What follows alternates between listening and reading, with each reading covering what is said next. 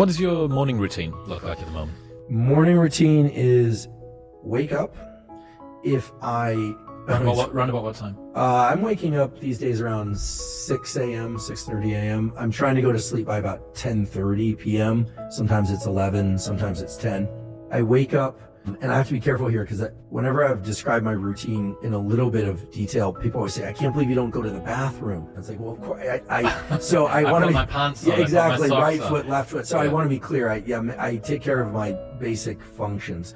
But when I wake up, I make a beeline for sunlight.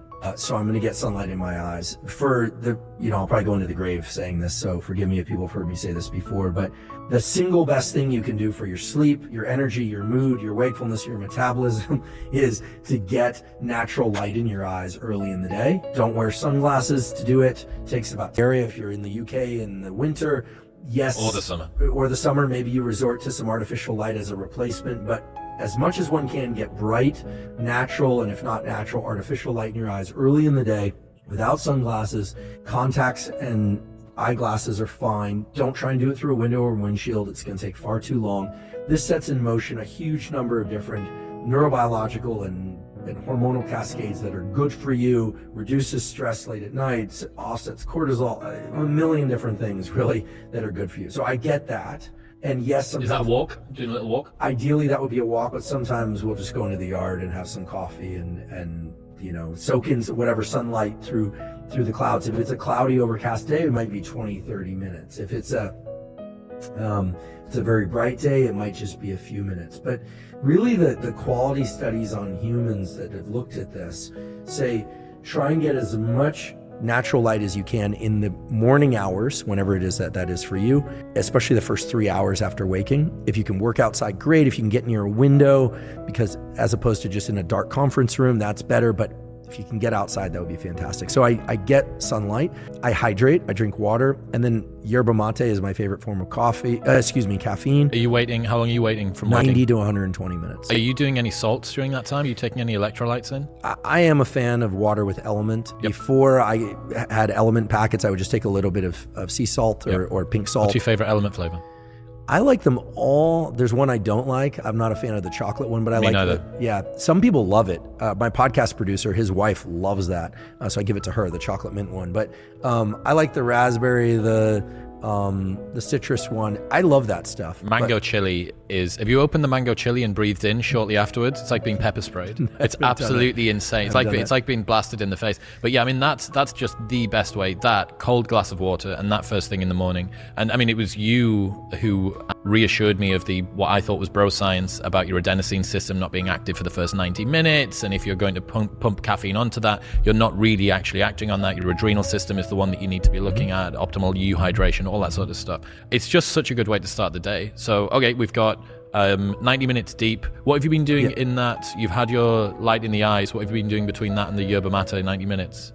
I do everything I can to not do email, not do social media, and to take care of a few critical tasks. These days, I have this obsession with trying to do one cognitively hard thing a day, and one physically hard thing a day. Now, not extreme physical, not David Goggins level workouts or anything, but in that 90 minutes, I'll typically try and read a research article start to finish, or I'll work on a document that I might be doing a grant or a research paper or planning a podcast or researching a podcast.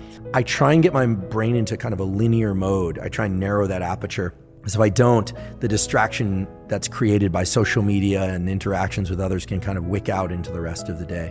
So I'm not necessarily trying to finish something in that time, but I try and do something challenging. I experience great pleasure from battling through something mentally challenging, but that's something that I built up since my university years when I was about 19 or so, got serious about school and really started to experience the deep pleasure of like, I figured that out, or like, that was really tough.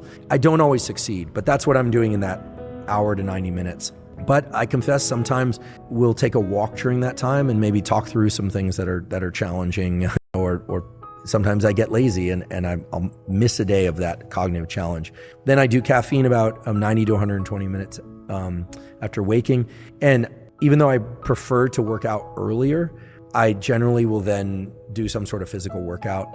I have a very consistent routine. I've done it for 30 years where I weight train for 45 or minutes to an hour every other day. And occasionally I take an extra day off. And occasionally, due to travel or other commitments, I'll occasionally double up 2 days and then take 2 days off. Yep. So it's really boring, to talk about workout schedules, but it's really simple. It's like, I'll do a kind of pushing day, rest, pulling day, upper body push, up, rest, upper body pull, rest, and then legs, take 2 days off, something like that. Are you doing, on the off days, are you doing some sort of zone 3? Always jogging or skipping rope. Those are my favorite forms of cardio. Sometimes swimming, but typically I'll go running for 30 to 45 minutes. Or if I'm feeling a little bit lazier, because I always find the high intensity stuff to be easier than the long drawn out stuff, I'll sometimes throw on a weight vest, a 30 or 50 pound weight vest, and I'll go out for a shorter run. Or I'm a big fan of Knees Over Toes, Ben Patrick. I know you had him on. Yeah, we were down in Costa Rica with him and his wife, who had the best time and learned so much. I'll occasionally do a backwards hill walk or throw on the weight vest for that. We sometimes will get bands and so there's a great way to combine this. We will sometimes get 2 people in one of these thick bands, do hill walks in the morning while getting our sunlight. Yeah. But that I don't really consider a workout. I consider that just kind of rehabilitate as a movement. So on the off days, I'm doing cardio, and sometimes that's in the morning, sometimes that's in the evening. I do not like to weight train in the second half of the day because I like to be really caffeinated when I weight train. I like to listen to loud, fast music. I keep my phone out or off for most workouts. Podcasts maybe if I'm running, but I really try hard when I'm working out to just focus on the workout.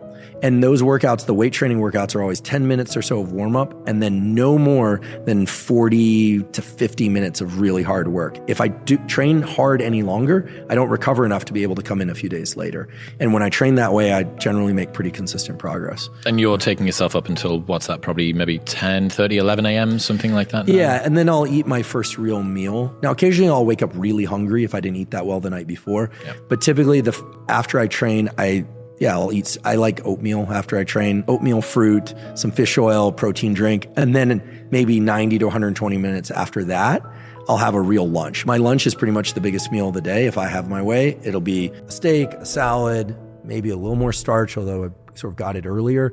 Brazil nuts.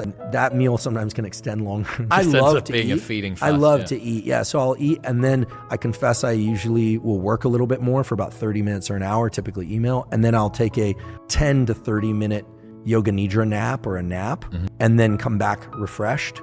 I really struggle with the naps, man. I come back after that and my emotions are all over the place. I'm disoriented. Maybe it's because I struggle to fall asleep super quickly, and therefore I'm extending that period out for a little bit longer than I need. I probably need to try the yoga nidra thing, but for me, I'm absolutely all over if I do that. I wake up and I don't know what day it is, and my emotions always feel a little bit out of whack as well. I wake up grumpy from naps sometimes, I'm told. Okay. There are a few times when I've woken up just really angry. I have no idea what that's about. I don't know any of the neurochemistry with that. Sometimes I wake up from naps that's really pleasant. I'll occasionally do, if the nap is early enough in the day, afterwards I'll have a nice double espresso and get back into work. That's the hardest part of the day, actually. If I was well structured in the early part of the day, it's that 2 or 3 p.m. The key is then to try and get something really useful done cognitively again. So some people might look at this and say, wait, you're working for an hour in the morning and 30 minutes here and an hour in the afternoon. When are you actually working? But it's really about the depth of the trench when you're working. And so if I'm going to drop into something again for a few hours in the afternoon, I'm really going to drop into it. And that's typically phone off and out of the room. And my goal is to get to the evening time so that I can do the things that I want.